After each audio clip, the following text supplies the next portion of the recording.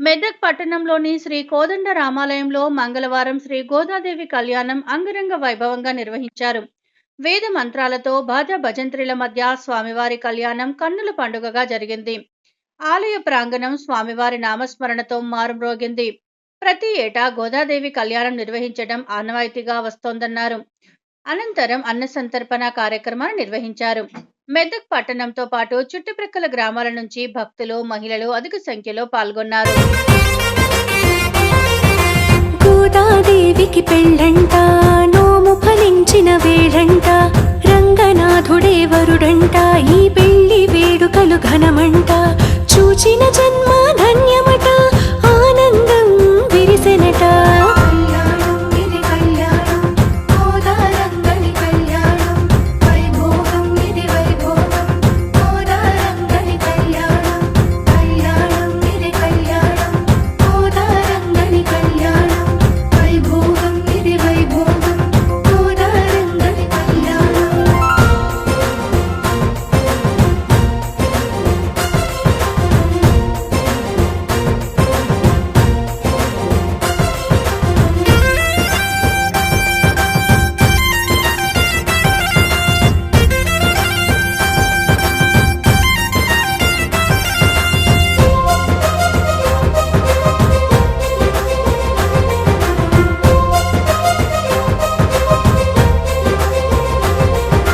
చూడరు చూడరు చూడి కొడుత్త సొట్ట బుక్కలో సిక్కులు పోసి,